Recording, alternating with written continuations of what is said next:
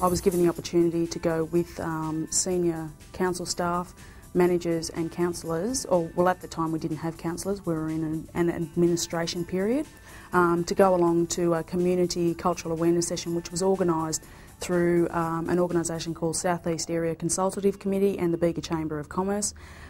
Through this program it was to engage both council and private businesses through the Chambers of Commerce to encourage Aboriginal employment and give them a feel for how the Aboriginal community are engaged in employment throughout the Shire. To get the first actual community meeting together involved a lot of work in pulling partners together, and we were fortunate to have support from the Mumble Foundation and the Bega Chamber of Commerce was very supportive, and we were fortunate to get funding also through the ACT and Region Chamber of Commerce. From that cultural awareness session, one of the direct employment opportunities that came out of that was a local business person who's a member of the Bega Chamber of Commerce directly employed some Aboriginal staff through a traineeship program. Unfortunately, they were only traineeship programs, they didn't go on to permanent positions, which would have been great. So at this stage, it's been limited to one or two businesses that did take on that opportunity to see that by having Aboriginal staff in their organisation, they could draw on the Koori community to come and feel that they could use those services. It's an unusual project. It's unusual for this area, but for something like this to happen. The need is great. And there's a lot of preparation needed to run an Indigenous cultural awareness seminar.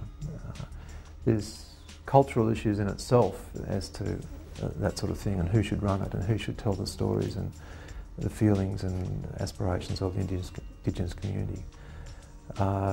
So we certainly learnt that there was a lot of homework to be done, a lot of consultation with elders in the community to gain their support.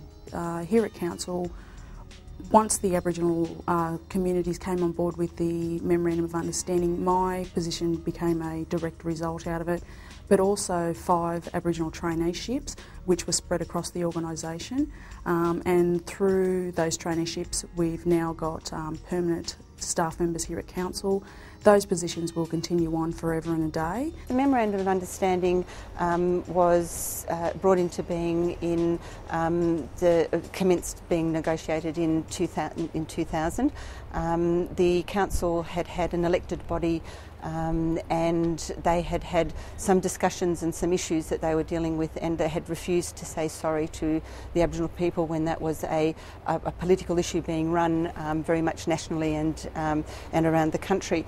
The council was sacked on an independent issue relating to some other matters, and an administrator was appointed to the Bega Valley, and he and the general manager, David Jessen, who are also very committed to Aboriginal issues and working with Aboriginal people, worked through a process of saying sorry personally to Aboriginal people in the Bega Valley, and then developing the Memorandum of Understanding as a tool that could help develop a pathway for the local council to be able to undertake some programs that supported some activities that would see better employment and planning and community outcomes for Aboriginal people in the Bega Valley. The Memorandum of Understanding was implemented in June 2001. It was to be reviewed in June 2003, so giving it that 2-year period to see how the pilot ran and developed. We've since had that Memorandum of Understanding reviewed and evaluated in 2004.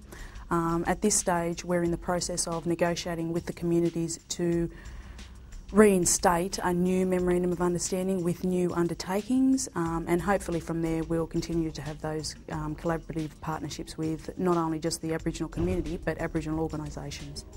I think you do that by setting achievable targets. To endeavour to reach too far too soon, I think would put the process and the objectives at peril. So I think that the trick, if there is a trick, is to set achievable targets that can be met and can be met in partnership.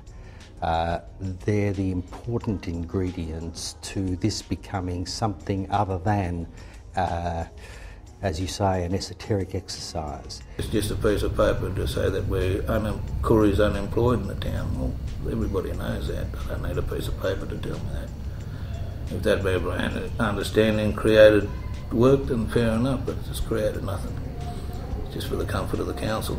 Through partnerships with the likes of Community Development Employment Program, which is our CDEPs, we've been able to take on casual staff, so temporary positions in a variety of areas within council. So for example, we've got a couple of outdoor staff who are employed through the CDEP program, where they're the actual employer of the employee and we become the host trainer. And for our childcare centres, we've gone down that track as well, where we've engaged the CDEP program to ensure that we have Aboriginal staff working within our childcare centres. It's a bit early to get to say the CDEP, but they will benefit because they've got an Indigenous person working for them rather than going through non-Indigenous job centres. I've got a bit of an understanding, knowing the local people, of their different family groups and needs and wants and that sort of stuff. In outcomes that we've reached in partnership with the community, so say for example with employment, when I first started here I was in a mainstream position and there were 2 other staff members who were in mainstream positions, so there was only 3 of us plus 1 other casual staff member on the outdoor team, so nobody was in identified positions. Today we have 15 Aboriginal staff working for council, 9 of them are identified positions. So that gives an example that council has raised its awareness of Aboriginal employment and is achieving outcomes. I think the other thing that we've learnt is that we have to go to the places where Aboriginal people meet.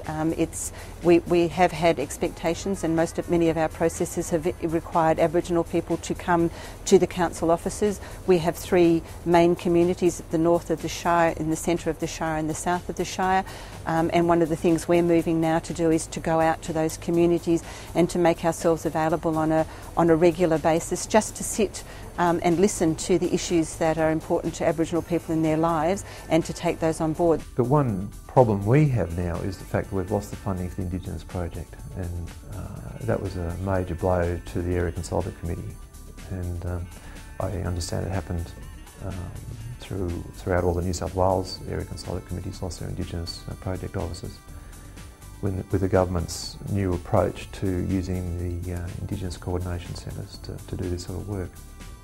I think all communities have an obligation to assess where they're at in the reconciliation journey. My belief is that we all benefit from the outcomes of reconciliation.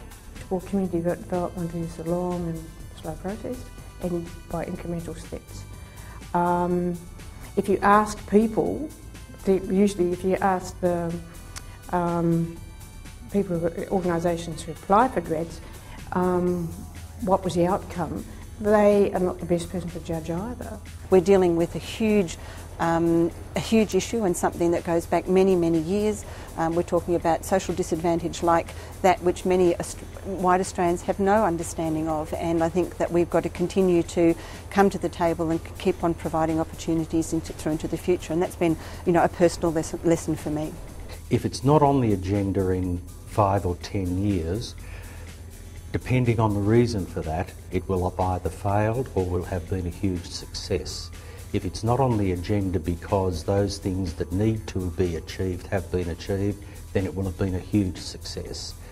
But I suspect that there will still be concepts, ideas and issues being put on the agenda in 10 years' time, and I have every reason to believe that this council will still pursue in the ways that it can the objectives that present themselves from time to time. And as I said, our efforts at the moment is to get the mentoring project up and moving and developed in some way. It's still got to take some shape yet, but that's something I'll keep working on. Through those processes we've been able to engage the community, whether it be indirectly or directly, and through that there's not always been a positive outcome for council, let alone the businesses around the Shire, but it's good to see that we're slowly working together to engage Aboriginal community.